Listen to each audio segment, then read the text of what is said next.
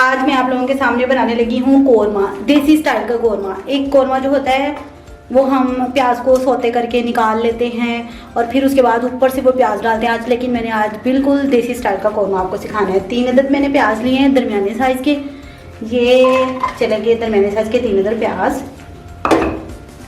Half glass पानी का लेना है आपने और इसमें डाल देना है और आँच हल्की पे रख देना है ताकि ये हमारे जो प्याज हैं वो गल जाएं। आग चलाने लगी हूँ मैं, ठीक है। इतनी सी आग कर दीजिएगा ताकि प्याज हमारे जो है ना वो अच्छे तरीके से गल जाएं। प्याज हमारा तकरीबन गल चुका है। अब हम इसमें डालेंगे घी,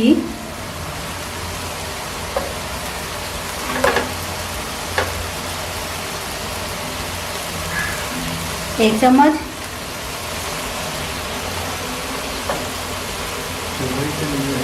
दो चम्मच, ठीक है। इतना सा आपने घी डालना है। अब जब प्याज हमारा थोड़ा सा ब्राउन हो जाएगा तो इसमें हम थोड़ा सा पानी डालेंगे और इसमें शामिल कर देंगे गोश्त।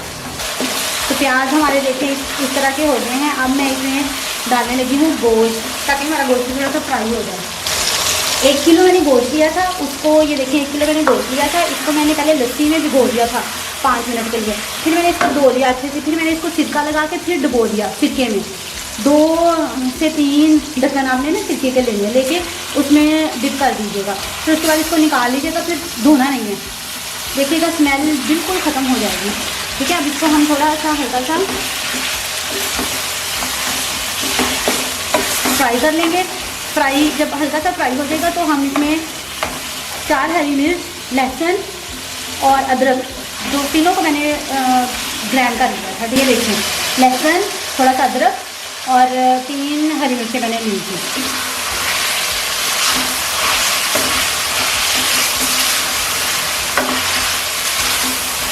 मुसलसल हिलाते रहिएगा ताकि ये नीचे ना लगे, ठीक है। अब मैं इसमें डालूंगी थोड़ा सा पानी और फिर हम उसमें बाकी मसाला जात डालेंगे।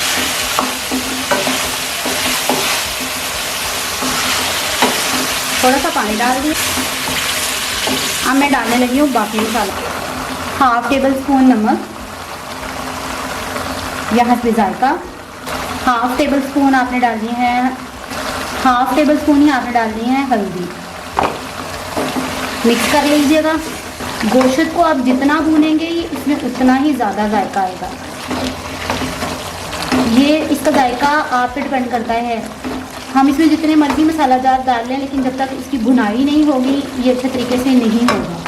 देखिए 1 टेबल स्पून मैंने सोया सॉस लिया है, ये शामिल हो गया। इसको हिलाते जाएं, ठीक है। अब जैसे ये पानी खुश्क होगा मैं इसमें डाल दूँगी टमाटर। मैंने 1 टमाटर लिया है, आप 2 टमाटर भी ले सकते हैं। मैंने दरमियाने साइज़ का 1 टमाटर लिया है क्योंकि हमारे यहाँ टमाटर ज़्यादा पसंद नहीं करते इस वजह से, लेकिन आप 2 टमाटर भी डाल सकते हैं। ये देखिए मैंने 1 टमाटर लिया था, अभी इसमें टमाटर चला गया। इसकी अच्छे से बुनाई कर देंगे। जब ये सारा कुछ इसमें मिक्स हो जाएगा तो फिर इसमें आपने 1 चम्मच दही डाल देनी है, ठीक है, 1 टेबल स्पून दही का। तो ये देखिए अब हमारा गोश्त थोड़ा सा फ्राई हो चुका है, थोड़ी सी बुनाई होगी इसकी। ये जो टमाटर है ना, ये ऐसे करके आप लोग इसमें मिक्स कर लीजिएगा। जैसे ही टमाटर मिक्स होंगे तो अब इसमें मैं थोड़ा सा कोरमा मसाला भी डालूंगी। तो इससे क्या होता है कि स्मेल जो है इसकी अच्छी आती है। हाँ, अब मैं इसमें डालने लगी हूँ दही। दही आपने डालना है 2 टेबल स्पून, ठीक है, 1। अब इसको थोड़ा सा हम ढक देंगे, फ्लेम हम कम ही रखेंगे ताकि गोश्त में इसका जायका चला जाए। सूखा धनिया है, ये देखिए, बस टेस्ट के मुताबिक आपने डालना है। यूँ हाथ से थोड़ा सा मैश कर लीजिएगा, साबुत है ये, अच्छा लगता है बस। इसी तरह हमने ज़ीरा भी थोड़ा सा डाल लेना है इसमें, बस टेस्ट के मुताबिक हमने थोड़ा सा ज़ीरा ले लेना है, ठीक है। बस इसका टेस्ट आए, अच्छा टेस्ट आता है। अब बस मैं इसमें डालने लगी हूँ पानी। इसमें हमारे गोश्त ने घी छोड़ दिया हुआ, ये देख सकते हैं आप। जब बस इसका पता चल जाता होता है, जब ये घी छोड़ दे तो समझ जाएं कि इसकी बुनाई अच्छे तरीके से हो गई,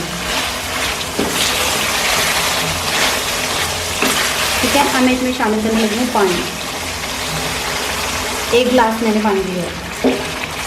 उबाल, एक ही उबाल आएगा तो हमने बस इसको उतार लेना है, बस सालन हमारा तैयार है। सालन देखिए जी हमारा रेडी हो गया है, देख सकते हैं आप इसकी फाइनल लुक। अब डिश आउट करके इसके ऊपर हरा धनिया डाल के सर्व कर दीजिएगा।